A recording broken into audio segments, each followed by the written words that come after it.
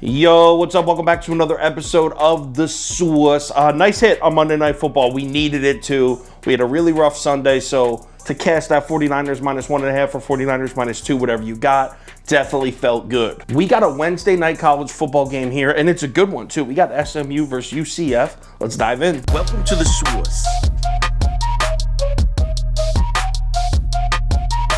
The Sauce.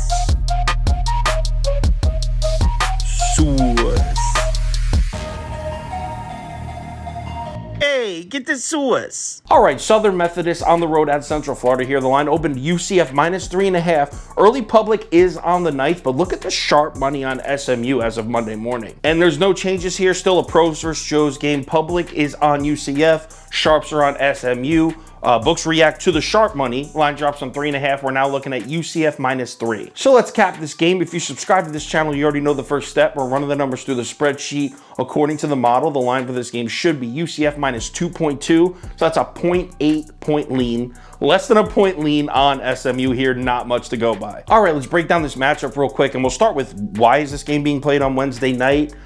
This game was supposed to be played on Saturday. This is actually a week 5 game. The hurricane in Central Florida obviously pushed this game back to Sunday, and then it eventually got pushed back again to Wednesday night. So technically this is a week 5 game, but both these teams have byes in week 6, so it really doesn't matter. So I'm going to start off by saying I think UCF is the better football team here. I think UCF is a better football team than SMU, but I am really concerned with what I saw from the Knights against Georgia Tech. I really can't get a feel for John Reese Plumlee at quarterback for UCF.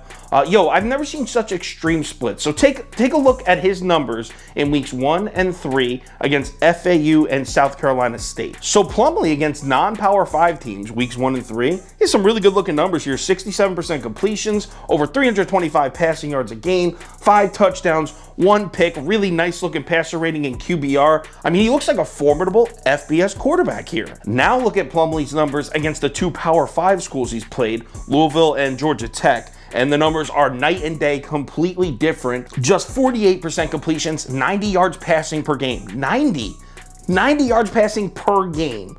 0 touchdowns, 2 interceptions. This dude goes from an All-American to an absolute scrub when it comes to playing group of 5 schools versus Power 5 schools. And by the way, the Power 5 schools that he did play, we're talking about Louisville and Georgia Tech. They're 61st and 86th in DFEI. So he didn't even play any good defenses. In fact, SMU, obviously not a Power 5 school, but they're 79th in DFEI. So SMU will actually be the second best defense UCF has seen this season. Now, the good news for UCF is they can run the shit out of the ball. They're 4th in the country, averaging 268.7 yards per game rushing.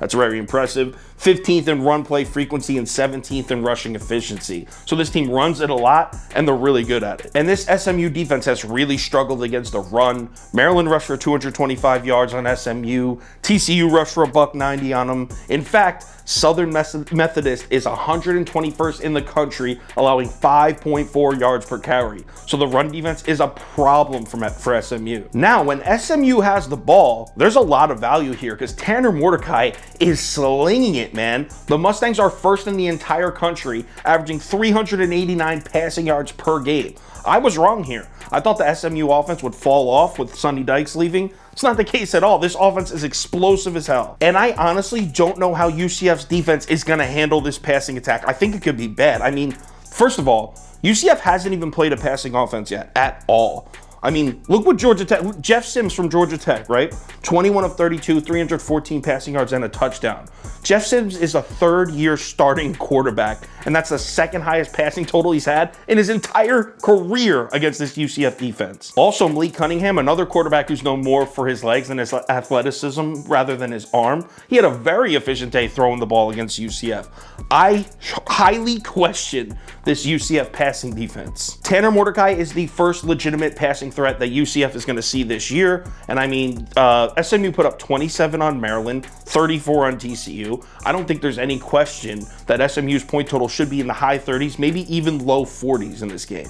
Betting this game comes down to which one you like more, Do you like the UCF running game at home against the questionable SMU run defense? Or do you like Tanner Mordecai, the nation's leading in passing yards, against a very questionable UCF pass defense? Pick your poison here. So what am I gonna bet? Well, for starters, I'm on the over, without a doubt. The total's all the way up at 64.5 for a reason. Definitely on the over here. I don't see a ton of value on either side, but I do think the right side to be on is SMU, especially if I'm expecting a back and forth shootout type of game. I'd rather have 3 points in my pocket. I also like how the books reacted to the money on SMU rather than the public on UCF. I feel like the line movement is a good sign for me here. So give me SMU +3, let's lock it in. If anything changes with this bet, I will let you know on Twitter, so give me a follow there if you're interested. Also, if you want the final tickets that I do that has the bet of the day, top bets, underdogs of the day, maybe a same game parlay for this one, we'll see. Head over to KyleKirms.com or download the Sauce Network app. Wednesday night college football, can't be mad at that. Let's lock and load here. Let's grab up another unit. I'll talk to you on Twitter.